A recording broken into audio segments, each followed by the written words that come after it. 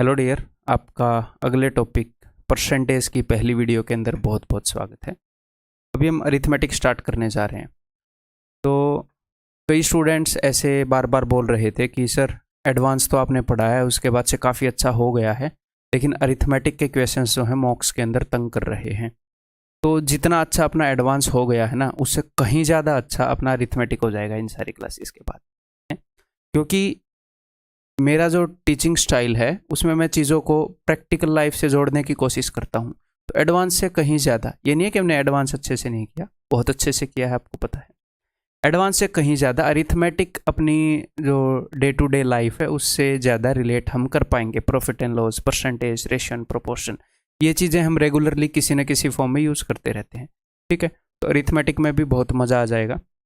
लेकिन इसको स्टार्ट करने से पहले एक बात ध्यान रखना, जो मैं आपको पहले ही बता चुका हूँ। जैसे परसेंटेज है, इजी टॉपिक है। प्रॉफिट एंड लॉस एक हिसाब से तो सारे ही ईजी हैं अगर हम अच्छे से समझे तो परसेंटेज है, इजी टॉपिक है। इसमें कई बार स्टूडेंट को ये लगता है कि सर अच्छे अच्छे क्वेश्चन करवा दो बस। तो हम अपने कोर्स के अंदर सिर्फ अच्छे क्वेश्चन नहीं कर रहे, मैं आपको सिर्फ ये नहीं करवा रहा कि इस क्वेश्चन को करने का ये शॉर्टेस्ट वे है, देखो कितना अच्छा वे है। नहीं, जो अपनी एग्जिस्टिंग नॉलेज है उसको भी हम स्ट्रक्चर के अंदर ला रहे हैं। ठीक है, एक कंप्लीटनेस फील कर रहे हैं। चीज़ें एग्जैक्टली कहाँ पर होनी चाहिए, कौन सा कंसेप्ट कहाँ पर होना चाहिए, उस कंसेप्ट के क्या क्या रूप हो सकते हैं, मतलब सब कुछ हम अच्छे से समझ रहे हैं। तो क्या होगा यहाँ पर, भले ही परसेंटेज है, इसके जो बेसिक्स हैं उनको मैं कराऊंगा, लेकिन बेसिक्स को इस पेस पर नहीं कराऊंगा कि बिल्कुल एक ऐसे पर्सन को करवा रहा हूं जिसको कुछ नहीं आता है। बेसिक्स को करवाऊंगा एक मॉडरेट सी पेस पर करवाऊंगा, लो पेस पर, मतलब हाई पेस पर नहीं करवाऊंगा कि भाई समझ में ही नहीं आए, फिर फायदा क्या हुआ करवाने का। तो बढ़िया पेस पर, मुझे पता है कहाँ से उठाना चाहिए टीयर 2 बैच को, वो मेरे ऊपर छोड़ दो। तो एक ऐसी पेस पर करवाऊंगा कि उसके अंदर क्या है, मैं आपको सिर्फ ये नहीं सिखा रहा कि ये कंसेप्ट क्या है। हो सकता है ये बेसिक सी बात आपको पता हो, बट मेरे पर्सपेक्टिव से आपको दिखाऊंगा कि भले ही आपको पता है, मेरे पर्सपेक्टिव से देखो इस कंसेप्ट को। अरिथमेटिक में अगर आप मेरे पर्सपेक्टिव से देखोगे, काफ़ी एक्सपीरियंस है मेरे को इस फील्ड के अंदर, तो क्या है, कहीं ना कहीं क्वेश्चंस आपको जल्दी दिखेंगे कि कौन से कंसेप्ट से होंगे और छोटे वे में आप कर पाओगे। तो उसके लिए मैं एक आधी चीज़ें स्किप नहीं कर सकता कि ये स्किप कर दूं, टीयर 2 का बैच है ये स्किप कर दूं, नहीं। तो फिर कैसे करेंगे? तो क्या है, अगर आपको ये लगे कि नहीं ये थोड़ा सा बेसिक से चल रहा है, मेरे को ज़्यादा स्पीड में करना है, तो स्पीड को तेज़ कर लेना, आपके पास वो बटन है। ठीक है, स्पीड को आप तेज़ कर लेंगे। और दूसरा, एक आधे कंसेप्ट के अंदर ऐसा हो सकता है कि आप जिस नज़रिए से उसको देख रहे थे उसी नज़रिए से मैंने बताया, तो कोई नहीं, रिवीजन हो जाएगा। और बहुत सारे कंसेप्ट में क्या होगा, आपका जो पर्सपेक्टिव है वो अपडेट होगा, वो चेंज होगा, अपने एग्जाम के हिसाब से जो होना चाहिए वो होगा। ठीक है, तो कुल मिलाकर मैं क्या कहना चाह रहा हूँ, अरिथमेट कोई भी चीज़ जब सीखनी है तो उसको हल्के में नहीं लेना कि ये मेरे को आती है, या फिर ऐसे भी नहीं सोचना कि ये मेरे को नहीं आती है। दोनों चीज़ों को फुल अटेंशन के साथ देखना है ताकि हम मैक्सिमम आउटपुट निकाल पाए। ठीक है, तो हल्के में लेकर नहीं है, चुपचाप सीरियस होकर बैठो, पेन नोटबुक लेकर बैठो, और बिना वजह डरने की भी ज़रूरत नहीं है, चीज़ों को बिना वजह हल्के में लेने की ज़रूरत नहीं है। ठीक है भाई, तो अगर बिना नहाए बैठे हो, सर्दियाँ चल रही हैं, तो एटलीस्ट मुंह धोकर बैठो, एक टेबल लेकर अच्छे पोस्चर में बैठो, और 100% अटेंशन यहाँ पर देनी है, किसी भी टॉपिक को लाइटली नहीं लेना। तो स्टार्ट करते हैं भाई। तो ये जो लेक्चर है ये हो सकता है बहुत बड़ा ना हो, है इसके अंदर हम क्या करेंगे, धीरे धीरे हम बाकी जो हमने एडवांस के टॉपिक किए हैं वैसे ही मज़ेदार तरीके से करेंगे सारी चीज़ें। जब टॉपिक कंप्लीट होएगा तब आपको दिखेगा कि हाँ मज़ा आ गया। तो सबसे पहले लेक्चर के अंदर हम करेंगे जी परसेंटेज की बेसिक अंडरस्टैंडिंग। परसेंटेज क्या है, कौन कौन सी कैलकुलेशन की हमें ज़रूरत पड़ती है परसेंटेज के अंदर। तो मेनली यहाँ पर क्वेश्चन इंपॉर्टेंट नहीं है, मेनली है कि किस वे से हम देखें उस कंसेप्ट को। ठीक है, तो सबसे पहले बिल्कुल बेसिक सवाल, व्हाट इज परसेंटेज। अब यहाँ पर ये मत बोलना कि पर 100, व्हाट इज परसेंटेज, प्रतिशतता है क्या, क्या चीज़ है। तो परसेंटेज इज ए, हम थोड़ा सा जल्दी जल्दी करेंगे इन चीज़ों को, way of comparing values. Values को कंपेयर करने का तरीका है, और वैल्यूज़ को कंपेयर करने के कई तरीके हैं, जैसे परसेंटेज हो गया, नंबर 2 फ्रैक्शंस हो गए, ठीक है। अगर कोई आपसे ये पूछता है कि आपके कितने परसेंटेज मार्क्स आए हैं, तो कहीं ना कहीं आप ये बता रहे हो, दो चीज़ों को कंपेयर कर रहे हैं कि टोटल जितने मार्क्स थे उसमें से आपने कितने लिए, मतलब जितने थे उसमें से लिए कितने। तो ये दो वैल्यू कंपेयर होगी ना, टोटल कितने थे और कितने लिए। Way of comparing to values, three values, वो परसेंटेज हैं। किसी बंदे ने कितनी सब्जी बेच दी, कितनी सब्जी थी, कितनी बेच दी, तो दो वैल्यूज को जनरली कंपेयर कर रहे हैं। फ्रैक्शन भी, कि घर में जो केक था उसमें से आधा खा लिया, तो यानी अगर केक के दो बराबर हिस्से करें तो उसमें से एक खा लिया है। या फिर वे ऑफ कंपेयरिंग वैल्यूज क्या हो सकता है, रेशियो हो सकता है। राम और श्याम की इनकम 3:4 है, तो हमें एक्चुअल राम और श्याम की इनकम नहीं पता, बट ये पता है कि राम की 3 है तो श्याम की 4 है, राम की 30 है तो श्याम की 40 है। तो अगर आपको पता है ये तीनों वे ऑफ कंपेयरिंग वैल्यूज हैं, तो ये तीनों इंटरचेंज हो गए, यूज होते रहते हैं क्वेश्चंस के अंदर। सेम स्टेटमेंट को मैं इस हिसाब से ही बता सकता हूँ, इस हिसाब से ही बता सकता हूँ, क्वेश्चन की इस हिसाब से ही बता सकता हूँ, या एक ही क्वेश्चन के अंदर मिक्स भी यूज कर सकता हूँ। ठीक है, तो बहुत ही मजेदार वे से हम सीखने वाले। परसेंटेज क्या है, ए वे ऑफ कंपेयरिंग वैल्यूज। हाँ, बस परसेंटेज जब हम कंपेयर करते हैं तो हम क्या करते हैं, हम जो टोटल जो नेट वैल्यू है उसको हम 100 लेते हैं, 100 के स्केल पर कंपेयर करते हैं। मान लो शर्मा जी का लड़का है, वर्मा जी का लड़का है। अगर आप इन दोनों से पूछोगे बेटा तुम्हारे कितने नंबर आए, इस बंदे के नंबर आए 600, इस बंदे के नंबर आए 800, तो आपको लगा वर्मा जी का लड़का बहुत इंटेलिजेंट है?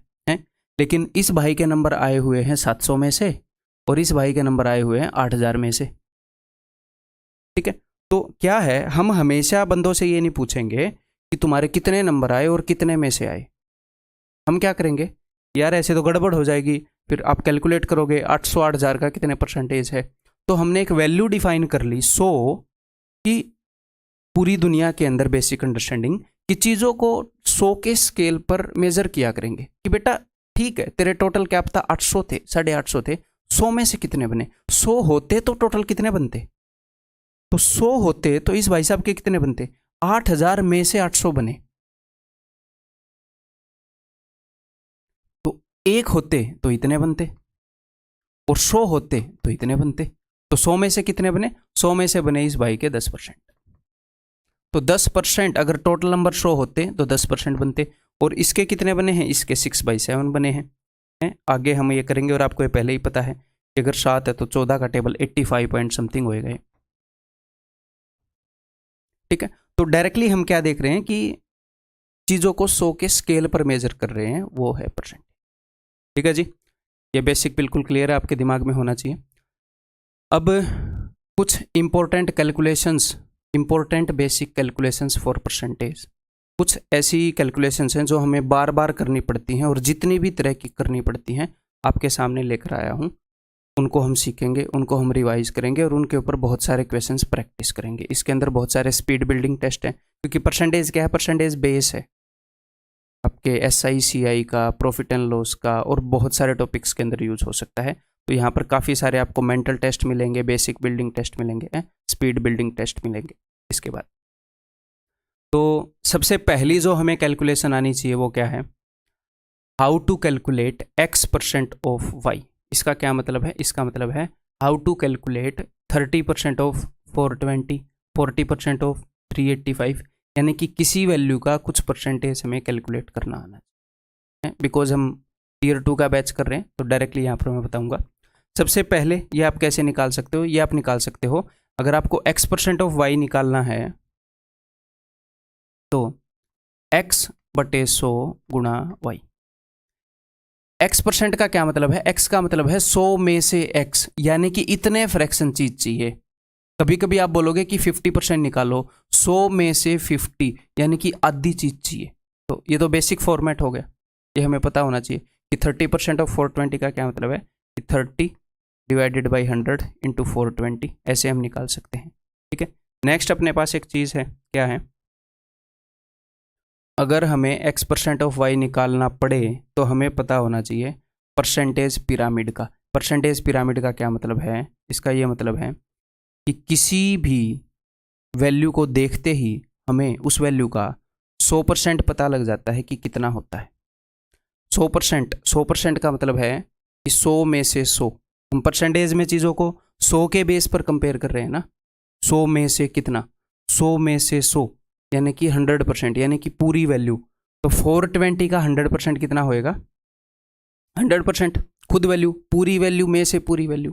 ठीक है, तो किसी भी वैल्यू को देखते ही उसका 100% पता लग जाता है क्या, पता लग जाता है।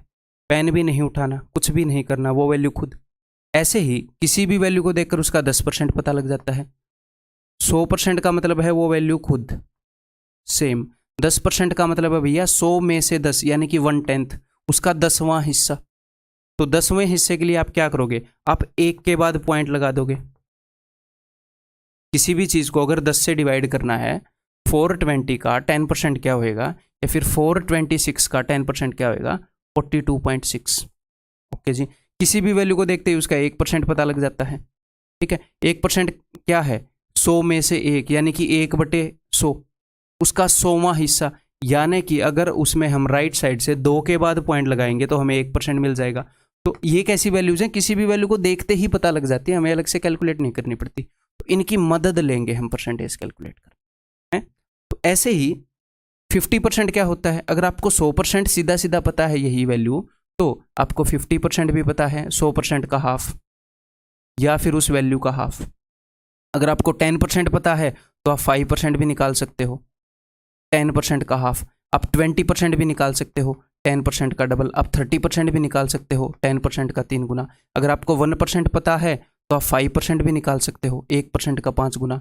2% भी निकाल सकते हो, 3% भी निकाल सकते हो, 7% भी निकाल सकते हो। अगर मैं आपको बोलूँ कि भैया 37% निकालो, तो आपको पता है कि भैया 10% तो मैं देखते ही निकाल सकता हूँ, मन ही मन में, मुझे लिखना भी नहीं पड़ता। तो उसको जैसे ही मैं 3 गुना करूँगा तो आप डायरेक्टली पेपर के ऊपर 30% लिखोगे, और उसके अंदर आप क्या करोगे, आप 1% का 7 गुना उसके अंदर जोड़ दोगे, 7% जोड़ दोगे 30% के अंदर। या फिर आप क्या करोगे, आप 40% में से 3% घटा दोगे। बहुत ही बेसिक बात है, आपको पता होगी। ठीक है, एक बार रिवाइज कर रहे हैं, अगर ये चीज़ें बेसिक लग रही हैं तो स्पीड को बढ़ा लेना। ठीक है, लेकिन एक बार मेरी सारी बातें सुननी ज़रूरी है।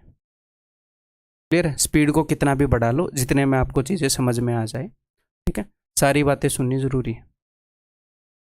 तो एक बार ये कैलकुलेशंस करते हैं, आपके प्रैक्टिस के लिए मैं आगे दूंगा। ठीक है, देखो, तो 420 का 30%, तो 10% कितना है, मन ही मन में एक के बाद पॉइंट लगाऊंगा, 42। इसका 3 गुना, 3 दूनी 6, 3 चौके 12। इतना करने के आप एबल होने चाहिए कि वहाँ पर स्क्रीन के ऊपर 30% ऑफ 420 हो, है तो आप 3 दूनी 6, 3 चौके 12 अपनी नोटबुक पर ऐसे लिख पाए पेपर के अंदर। 40% है 10% का 4 गुना, यानी कि 38.5 का 4 गुना। तो या तो 4 गुना कर लो या 2 बार डबल कर लो। तो 38 का डबल 76, हाफ का डबल 177, एक बार डबल किया तो, और 77 का डबल 154। क्लियर। 480 का 22%, तो इसको हम कैसे निकालेंगे, इसको हम निकालेंगे 20% प्लस 2%। तो इसका 20% क्या होएगा, इसका 10% है 48। तो अगर 10% 48 है तो 20% कितना होएगा, 20% होएगा जी 96। तो 96 प्लस, अगर 20% 96 है तो 2% कितना होएगा, 9.6। इसको अगर मैं 10 से डिवाइड करूंगा तो एक के बाद पॉइंट लगाना पड़ेगा, इधर 10 से डिवाइड किया तो इधर भी 10 से डिवाइड करूंगा। ठीक है, तो 20% की वैल्यू 96, तो 2% की वैल्यू 9.6। अगर 30% की वैल्यू कुछ भी है तो 3% की वैल्यू क्या होगी, एक के बाद पॉइंट लगा देंगे। क्लियर है, सिंपल है। तो 2% की वैल्यू क्या हो जाएगी, 9.6। ये छोटी छोटी बातें मैं आपको बताऊंगा यहाँ पर। ठीक है, एक बार हर एक छोटी से छोटी बात से हम गो थ्रू भी होते रहेंगे चैप्टर के बीच में। 53%, तो 53% अब निकालेंगे, 50% प्लस 3%, तो 50% है जी 360, प्लस 3% क्या होएगा, 1% का 3 गुना। 1% क्या है, 7.2, तो 3 दूनी 6, 3 7 21। क्लियर है, ओके। 38%, 40% माइनस 2%, तो इसका 40% क्या होगा, 10% है इतना, तो 40% क्या होगा, 10% का 4 गुना। 2 बार डबल कर रहा हूँ 4 गुना के लिए, इसका डबल 90, 90 का डबल 180। 40% माइनस 2%, तो 1% है 4.5, तो 2% इसका डबल 9, 171। ठीक है, ऐसे ही 47%, तो मेरे ख्याल ये सारे आप निकाल लोगे अभी। क्लियर है भाई, ये आपके SW के लिए छोड़ रहा हूँ।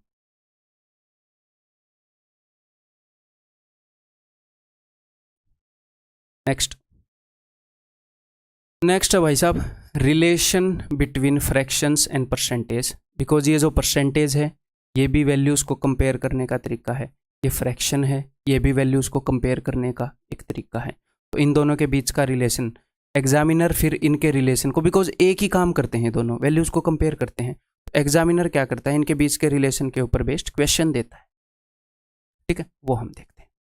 तो फ्रैक्शन क्या होता है, फ्रैक्शन वैल्यूज़ को कंपेयर करने का तरीका है जिस तरीके से परसेंटेज है। परसेंटेज के अंदर हम चीज़ें देख रहे होते हैं आउट ऑफ 100। अगर आपने आधा केक खा लिया, आपके घर में केक था, तो हम बोलेंगे 50% केक खा लिया। कि अगर पूरा केक 100 था तो हमने 100 का आधा 50 खा लिया। फ्रैक्शन होती है आउट ऑफ 1। यहां पर हम बोलते हैं हाफ केक खा लिया, हाफ 1/2। क्लियर है, एक का आधा कितना है, आधा।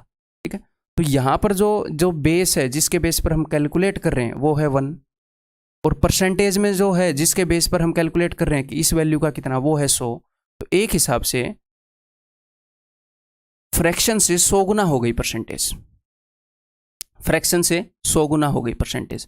यहां पर मुझे पता है कि हाफ, अगर मैं आउट ऑफ 1 निकाल रहा हूं तो हाफ है, तो आउट ऑफ 100 निकालूंगा तो क्या होएगा, तो इसका 100 गुना करोगे तो ये आ जाएगा। ठीक है, इसका यूज क्या होएगा मैं आपको बताऊंगा।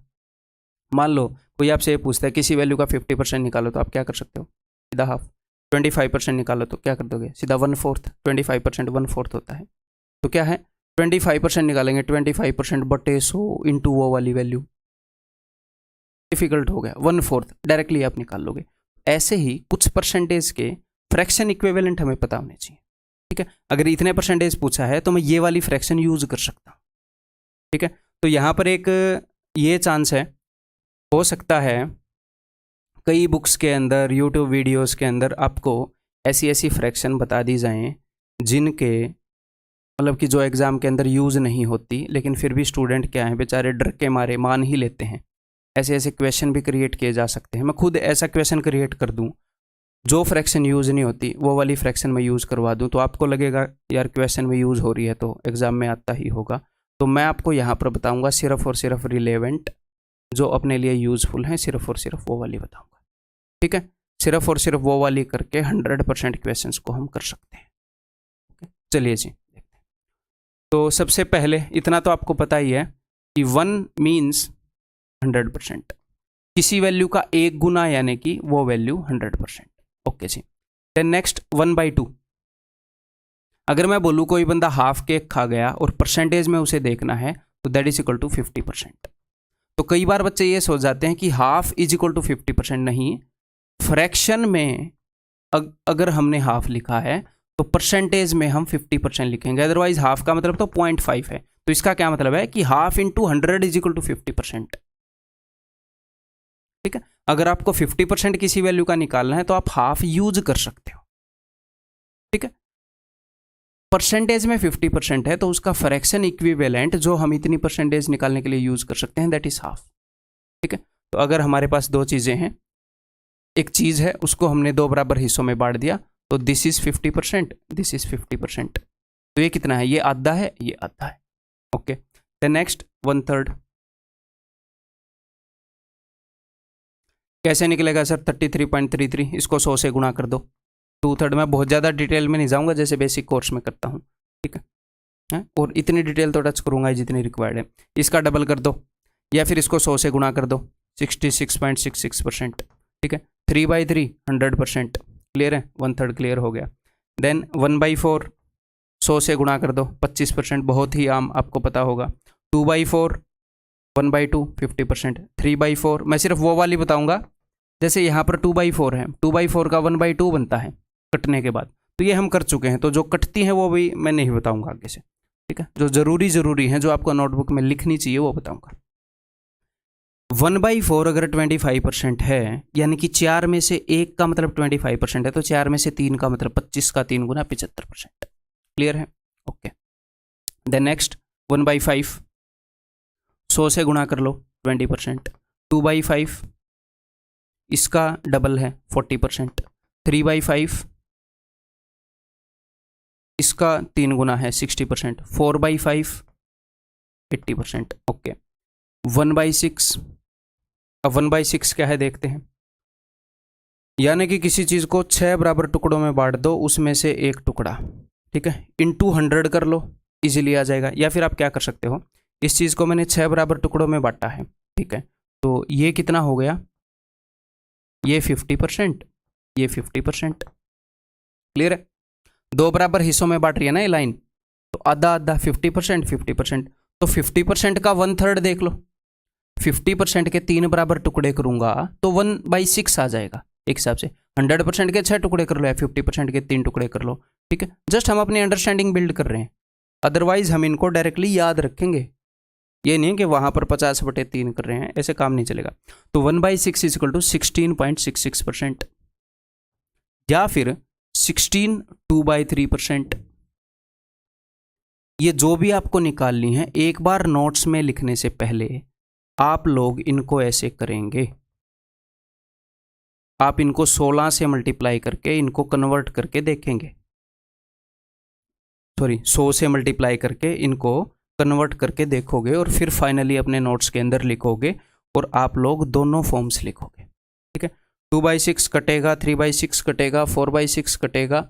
2/6 कटेगा का क्या मतलब है, 2/6, 1/3 हम पहले कर चुके हैं, ठीक है। 5/6, 5/6 का क्या मतलब है, देखो 5/6 का मतलब है कि 6 में से 5 चीजें उठा रहा हूं, उनका परसेंटेज इक्विवेलेंट बताओ। तो अगर मैं 6 में से 6 उठा लूं, 6 में से 6 उठा लूं तो 100%। अब मैं 5 उठा रहा हूं, यानी कि एक चीज नहीं उठा रहा। हर एक टुकड़े की परसेंटेज वैल्यू क्या है, 16.66%, 16.66%। अगर मैं 6 में से 5 उठा रहा हूं तो मैं 100% में से 16.66% नहीं उठा रहा। अगर 16 पॉइंट समथिंग है तो 100 में से हम 17 घटाते हैं तो यहां पर ये कितना आ जाएगा, 83.33%, ठीक है, या फिर 83 1/3%। आप इसको 5 गुना भी कर सकते हो या फिर 100 में से 16.66% घटा भी सकते हो। ओके,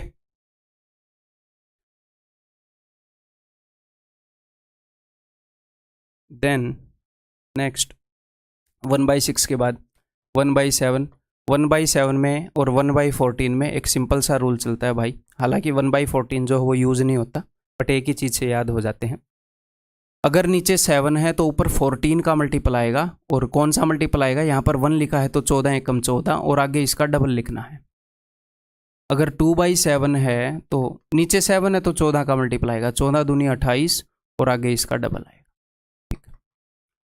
फॉर एग्जाम्पल 5/7 है, कभी कभी ऐसा होएगा तो 14 का मल्टीपल आएगा, 14 5 70 और 70 का डबल है 140, तो आप ऐसे इसको करोगे। जब हमने 14 का डबल किया तो सिर्फ 2 डिजिट का आया, 28 का डबल किया तो सिर्फ 2 डिजिट का आया। अगर कभी 3 डिजिट का आएगा तो देखो पॉइंट तो 2 के बाद ही लगेगा, ये जो 1 है ये कैरी फॉरवर्ड होएगा, तो 71.40%। क्लियर है? तो कभी अगर आपको ऐसे दिखे कि एग्जामिनर ने 71.40% पूछा है, 14 के पहाड़े के आसपास कोई परसेंटेज पूछी है, 14 5 70, तो तब आपको स्ट्राइक हो जाएगा, कहीं ये वो वाली तो नहीं है, ठीक है। 1/14, 1/7 में 14 का टेबल चलता है, 1/14 में 7 का टेबल चलेगा, ठीक है। तो 7 एकम 7 और 7 का डबल क्या है 14, 2/14, 3/14, नीचे 14 है तो 7 का टेबल चलेगा, 7 3 21 और 21 का डबल 42 एंड सो ऑन, ऐसे ही चलता रहेगा। क्लियर है? तो कभी आपको पता चले कि 7 के मल्टीपल का फ्रैक्शन पूछा है, आगे उसका डबल है, यानी कि नीचे 14 था, ठीक है, और ये 7 का जितना टेबल यूज किया ऊपर वो वाली वैल्यू है। ओके, देन 1/7 के बाद 1/8। अब 1/8 का क्या मतलब है, 1/8 का मतलब है 8 में से एक चीज के 8 बराबर हिस्से कर दिए, उसमें से एक 8 बराबर हिस्से करके। ओके, या फिर इसको मैं ऐसे देख सकता हूं, 1/4 का हाफ, 1/4 इंटू हाफ। 1/4 क्या होता है, 1/4 होता है 25%, 25% का हाफ। या फिर मैं इसको देख सकता हूं 1/2 का 1/4, 1/2 यानी कि 50%, 50% का 1/4, कैसे भी देख लो आपका दिल करे वैसे, ठीक है। वैसे जनरली ऐसे मजे आएंगे हमें, 1/4 का हाफ करेंगे तो, ठीक है। तो 1/4 इज 25%, 25% का हाफ इज इक्वल टू 12.5%, ठीक है। तो 1/8 में हमें क्या क्या याद होना चाहिए, 1/8, 3/8, 37.5, 5/8 62.5। और इनको भी आप कैसे देख सकते हो, वैसे तो हमें भूलना ही नहीं है, लेकिन थोड़ी सी अंडरस्टैंडिंग बढ़ाने के लिए 3/8 का मतलब 8 में से 3 हिस्से, 8 में से 4 हिस्से का मतलब होता है 50%। 8 में से 4 हिस्से का मतलब है 50%। अगर मैं 50% में से एक हिस्से को हटा दूं, अगर मैं 50% में से एक हिस्से को हटा दूं तो 3/8 बच जाएगा। 8 में से 3 हिस्से, 4 हिस्सों में से एक घटा दिया, दैट इज 37.5%।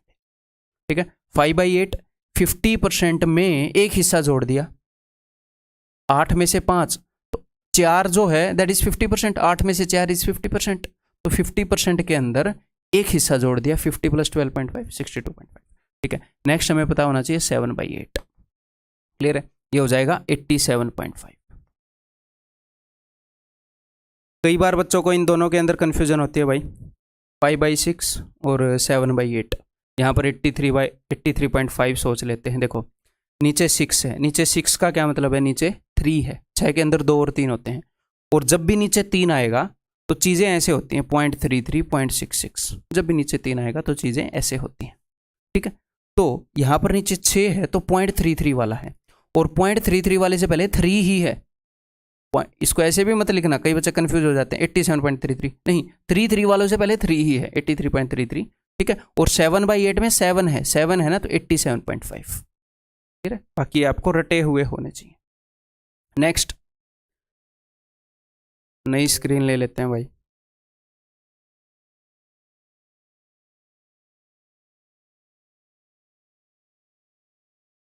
वन बाई 9 और 1/11।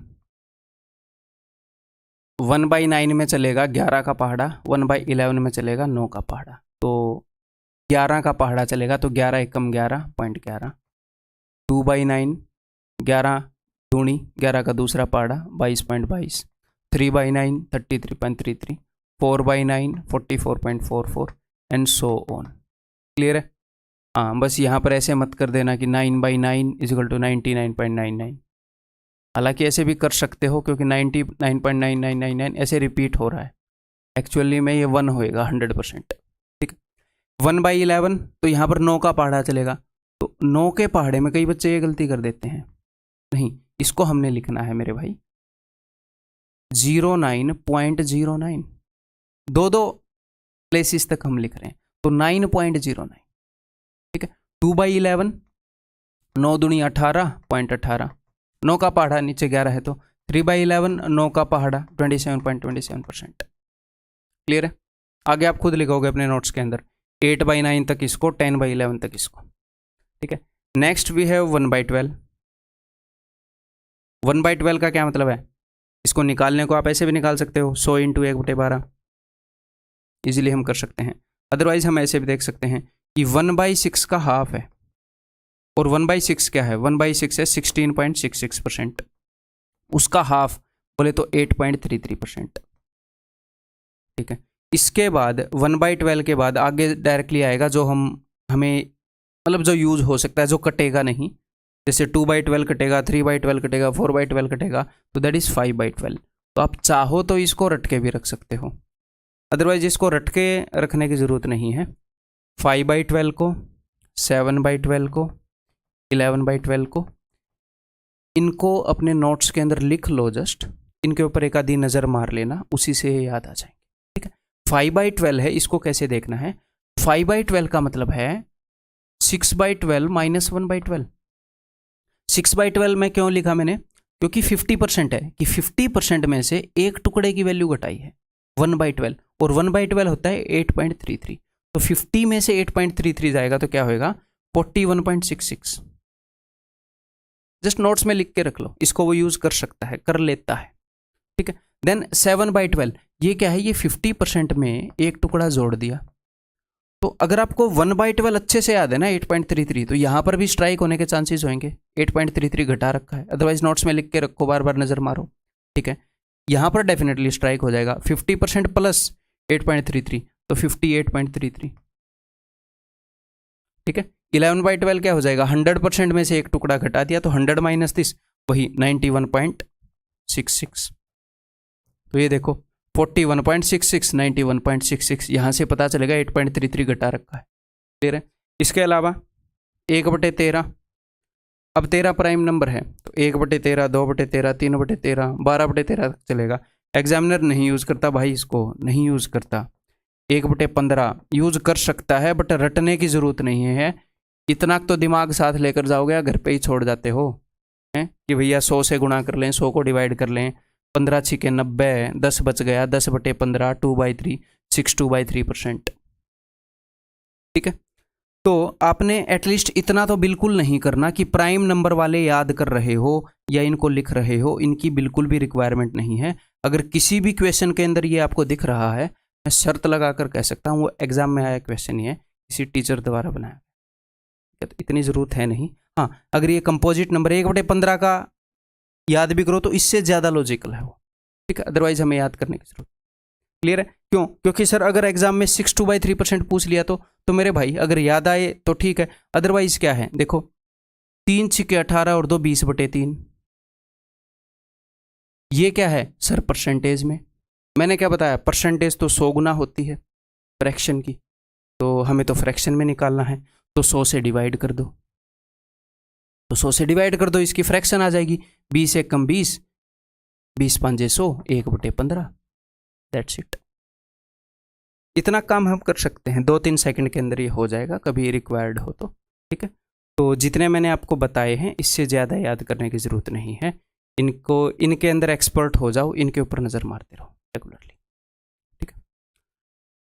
तो अब ये फ्रैक्शंस कहाँ पर काम आती हैं, डेफिनेटली आपको पता भी होगा कि अगर एग्जामिनर हमसे 16.66% पूछ रहा है तो यहाँ पर इसका यानी कि वो हमसे 1/6 पूछ रहा है।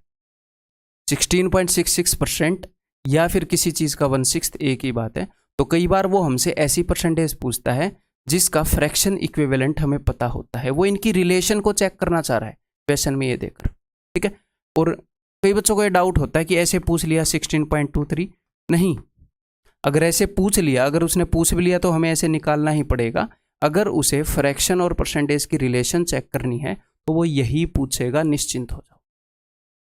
ठीक है। इसके लिए यानी कि वो नॉर्मल परसेंटेज कैलकुलेट आप कर पाओगे कि नहीं, ये चेक कर रहा है। क्लियर है। तो अगर हमें इसका 16.66% निकालना है यानी कि इसका 1/6 निकालना है, तो इसका 1/6 क्या हो गया, इसको 1/6 से गुणा कर देंगे 36। तो ये सारे क्वेश्चन आप कर लोगे, ये सारे क्वेश्चन HW हैं। ठीक है भाई। नेक्स्ट, एक आधी फ्रैक्शन अगर इस टाइप की आ जाए तो एग्जाम में हमें निकालनी आनी चाहिए। जैसे 7/16 है, इसको मैं मन ही मन में ऐसे देख सकता हूँ 8/16, ये मैं मन ही मन में बोल रहा हूँ, -1/16। 8/16 मैंने क्यों लिखा, जानबूझ के लिखा है, बिकॉज ये 50% के बराबर है। ठीक है। 1/16 1/8 का हाफ, तो 1/8 कितना है, 1/4 का हाफ कितना है, 12.5%। तो 1/16 क्या होएगा, इसका हाफ 6.25%। ठीक है। फिर भी अगर आप एक आधा एक्स्ट्रा याद भी करना चाह रहे हो ना, तो 1/16 1/15 ये याद कर लो, दैट्स इट। इसके बाद खत्म हो जाता है कहानी याद करने की। ठीक है। तो 1/16 इज इक्वल टू 6.25, तो दैट्स इट। 50 में से 7 गए, 43.75%। क्लियर है। अगर कभी निकालना पड़े, कई बार वो ये पूछ लेता है एक वैल्यू दूसरे की कितने परसेंटेज है, तो जब हम रेशियो निकालते हैं तो 7/16 आता है और परसेंटेज निकालनी पड़ती है, तो इंटू 100 करने के बजाय हमें ये भी करना आना चाहिए। तो ये बताओ कितना होएगा, 8/16 प्लस 1/16, ये कितना होएगा, 4/15। इसको कैसे करोगे? तो इसको आप कर सकते हो, मतलब कई तरीके हैं। 3/15 प्लस 1/15, अगर आपको 1/15 का याद है ऐसे कर लो। 3/15 क्या होता है, 1/5 यानी कि 20%, ऐसे कर लो। या फिर आप इसको ऐसे भी कर सकते हो, 4/15, नीचे वाले 15 को तोड़ दो। हमें ये अंडरस्टैंडिंग होनी चाहिए, इसमें मजा आता है। नीचे वाले 15 को मैंने तोड़ दिया, 3 × 5, तो मैं इसको मन ही मन पता है कैसे देख पा रहा हूँ, 4/5 का 1/3, और 4/5 मुझे पता है दिस इज 80%, 80% का 1/3, 26 2/3। ठीक है भाई, 26 2/3 बनेगा। तो हाँ ठीक है, 26 2/3। ऐसे ही 1/24, तो यहाँ पर आप क्या कर सकते हो, 1/12 का हाफ कर लो, ठीक है, या फिर क्या करो 1/4 का 1/6 कर लो, 1/6 का 1/8 का 1/3 कर लो, कुछ भी कर लो। 1/12 की जो परसेंटेज वैल्यू है उसका हाफ कर लो, 1/8 की जो परसेंटेज वैल्यू है उसका 1/3 कर लो। यहाँ पर मैं करके नहीं दिखाऊंगा, Tier 2 बैच के हो आप लोग, ठीक है। तो ये भी आप निकालोगे, खुद निकालोगे, SW जस्ट अंडरस्टैंडिंग कर रहे हैं, खुद निकालो इनको, बाद में स्क्रीन पर मिल जाएंगे, मैं सॉल्व करके दे दूंगा। नेक्स्ट, कभी कभी एग्जामिनर हमसे पूछ लेता है या इस चीज़ की ज़रूरत पड़ती है कि x is what percentage of y, यानी कि एक वैल्यू जो है वो दूसरे की कितने परसेंटेज है, ठीक है। राम की सैलरी श्याम की कितने परसेंटेज है, राम की सैलरी श्याम की सैलरी से कितने परसेंटेज ज़्यादा है, कितने परसेंट कम है, यानी कि एक वैल्यू को दूसरे से कंपेयर करता है कि ये उसके कंपैरिजन में कितनी कम है, ज़्यादा है या कितनी है। तो सिंपली हम क्या करेंगे, हम इनका रेशियो निकालेंगे, ठीक है। 0 से 0 कट गया, मन ही मन में काट सकते हो, जी हाँ। 8 3 24, जी हाँ। 8 8 64। अब वो क्या करेगा कि 3 जो है, x जो है वो y का कितना परसेंट है, 3 जो है वो y का कितना परसेंट है, तो ये x जो है ये y के कंपैरिजन में फ्रैक्शन में कितना है, सर ये 3/8 है। अगर ये 8 है तो ये 3 है, सर ये 3/8 है, और 3/8 का क्या मतलब है, 37.5%। क्लियर है। तो कभी भी दो चीज़ों का कंपैरिजन करना हो, एक चीज़ दूसरी, एक वैल्यू दूसरे वैल्यू के कंपैरिजन में कितने परसेंटेज है, कितने परसेंट ज़्यादा है, कितने परसेंट कम है, रेशियो निकालो एंड उस फ्रैक्शन को हम यूज़ कर लेंगे, ठीक है। एक्चुअल वैल्यूज़ को यूज़ करने की जरूरत नहीं है, सिर्फ रेशियोज को यूज़ कर लेंगे। ये सारी कौन निकालेगा, आप। नेक्स्ट, परसेंटेज मोर और परसेंटेज लेस। तो एक बार इस कंसेप्ट को भी मेरे नज़रिए से देख लेते हैं, अदरवाइज बहुत ही बेसिक चीज़ है। 30% मोर देन 250, इसका क्या मतलब है, किसी वैल्यू से 30% ज़्यादा। तो इसका मतलब है वो वैल्यू खुद 250 खुद, 30% मोर का क्या मतलब है 250 से 30% ज़्यादा, यानी कि 250 भी और उसका जो 30% बनता है उतना उसके अंदर ऐड करना पड़ेगा। क्लियर है। या फिर आप ऐसे बोल सकते हो कि 250 से 250 से 30% मोर, यानी कि 250 का 100% भी, उससे 30% ज़्यादा, यानी कि 250 की जो वैल्यू है वो भी प्लस 30% और, यानी कि 130% ऑफ 250। तो सर इसको कैसे निकालेंगे, इसको आप कैसे भी निकाल लो भाई, इसका 10% निकाल लो, उसको 13 गुणा कर दो, 130% बन जाएगा। या फिर 130% निकालना है, बेसिक तरीके से निकाल लो, 130/100 गुणा 250। क्लियर है। देन 42% मोर देन 480, सिंपल वही। अब मैं ये नहीं बोल रहा ये मेथड बेटर है या ये मेथड बेटर है, according to value, according to question, कैसे भी निकाल लो, जो भी आपको फील हो रहा है, सारे एक जैसे हैं, ठीक है। टाइम टू टाइम वेरी करेगा। तो 480 के अंदर इसका 42% जोड़ देंगे, सिंपल है। 42, और 42% कैसे निकालना है ये मैंने आपको बता रखा है, कैसे भी निकाल लो, 42/100 या 40% के अंदर 2% ऐड कर लो। तो ये सारे कौन करेगा, आपको क्या लगता है कौन करेगा, ठीक है।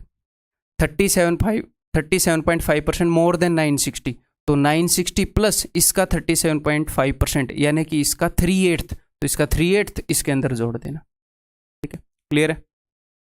नेक्स्ट, अब ये मेरे ख्याल आखिरी कंसेप्ट होएगा अपने इस लेक्चर का। कितना टाइम हो गया इस लेक्चर के अंदर, 38 मिनट हो गए हैं, ठीक है। मैंने सोचा नहीं था मतलब कि आधे घंटे को पार करेगा ये, बट ठीक है, 5-7 मिनट और है, बेसिक्स का है ना।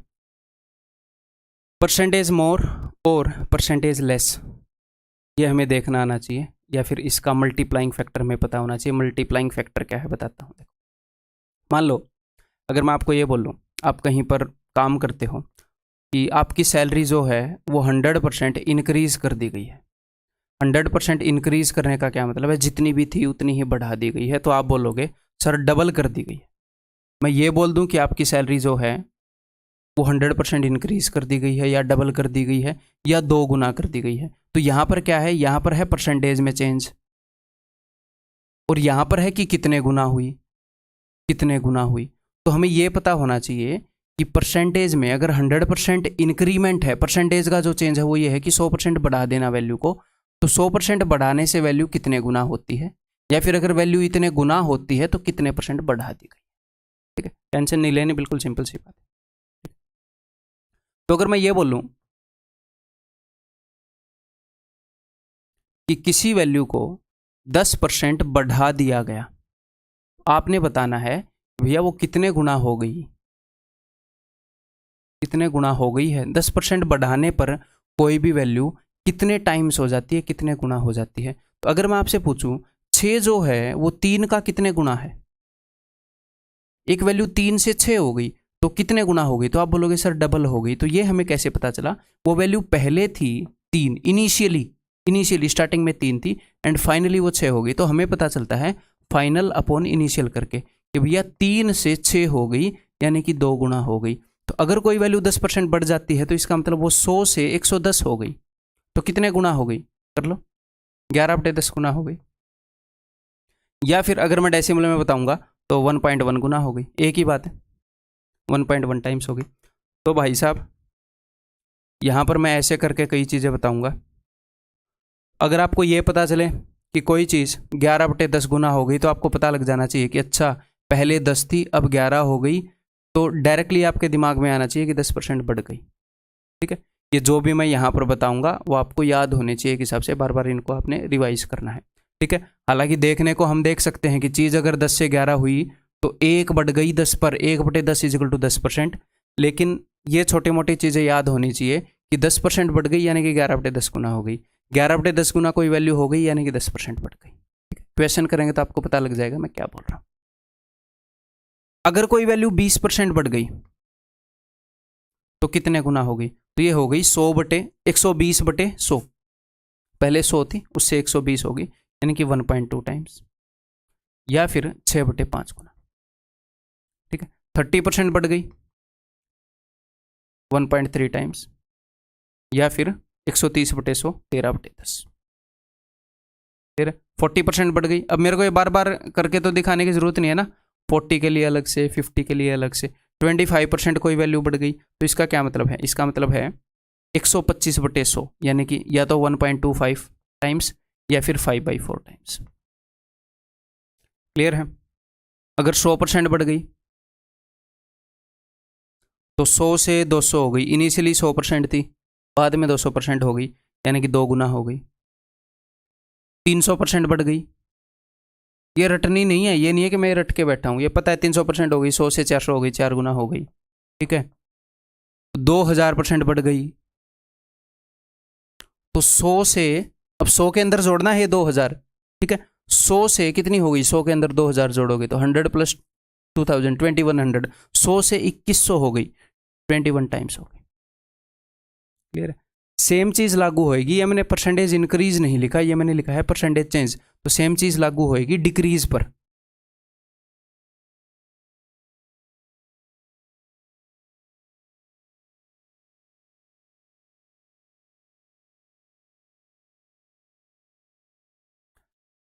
जैसे मान लो कोई वैल्यू 10% घट जाए तो कितने गुना होगी, 10% घट गई यानी कि 100 थी उससे 90 हो गई यानी कि 0.9 टाइम्स हो गई, या फिर 9/10 टाइम्स हो गई।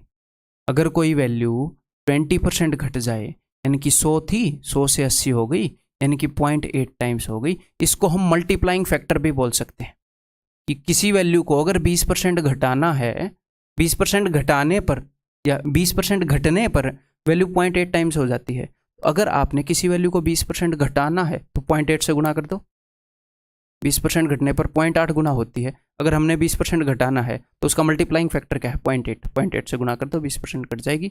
30% घटानी है 0.7 से गुना कर दो 30% घट जाएगी। ठीक है, तो इन चीज़ों को आगे हम ऐसे यूज़ करने वाले हैं। 25% घट गई 100 से 75 होगी। अब इसके अंदर कोई पॉइंट नहीं, आगे आप कर लोगे ना। ओके, अब इसी के अंदर मैं फ्रैक्शंस को भी इन्वॉल्व कर सकता हूँ। फ्रैक्शन को कैसे इन्वॉल्व कर सकता हूँ, देखो अगर कोई वैल्यू 16.66% बढ़ गई तो भैया या तो इसको ऐसे कर लो कि पहले 100% थी उसके बाद 116.66% हो गई। तो इतना तो हम देख चुके हैं कि 16.66% को फ्रैक्शन में डील करने में फ़ायदा है, फ्रैक्शन में डील करने में फ़ायदा है। ठीक है, तो इसको मैं ये करूँगा, इसको मैं फ्रैक्शन में डील करूँगा। परसेंटेज में टोटल क्या है 100, ठीक है, फ्रैक्शन में टोटल क्या है 1। तो पहले चीज़ थी 1, अब कितनी हो गई, अब 16.66% बढ़ गई यानी कि 1 प्लस 16.66 क्या होता है 1/6। तो 7/6 बटे में 1। अब बटे में 1 करने का तो कोई फ़ायदा नहीं है, करने की ज़रूरत नहीं है, सेम ही वैल्यू रहेगी। तो यहाँ पर इसको हम कैसे देखते हैं,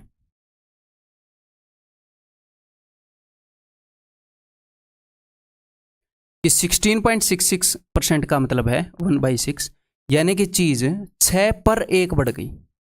अगर चीज़ की वैल्यू पहले 6 थी तो अब अगर वैल्यू पहले 6 यूनिट थी तो अब 1 यूनिट बढ़ गई। तो यानी कि पहले 6 थी तो 1 यूनिट बढ़ गई, 6 + 1 7, 7/6 टाइम्स हो गई। क्लियर? या फिर फ्रैक्शन में कंप्लीट 1 होता है, पहले 1 थी, उसके अंदर 1/6 जोड़ा, 7/6 टाइम्स हो गई। ठीक है, तो किसी भी वैल्यू को 16.66% बढ़ाना है तो 7/6 से गुणा कर देंगे। इन चीज़ों को मैं यूज़ करूँगा, और इतना जोर क्यों लगा रहा हूँ, इसी फॉर्मेट में यूज़ करूँगा, इसी लैंग्वेज को मैं यूज़ करूँगा, तो समझना ज़रूरी है। अगर आपको ये भी लग रहा है ये तो बहुत बेसिक है, हम Tier 2 के बच्चे हैं तो मैं Tier 2 का मास्टर हूँ, ठीक है, तो कर लेना ये काम। ठीक है, भले ही बेशक आसान चीज़ें लगे, मुझे पता है कौन सी चीज़ आसान है कौन सी मुश्किल है, फिर भी अगर मैं किसी चीज़ को करवा रहा हूँ तो यानी कि करने की ज़रूरत है।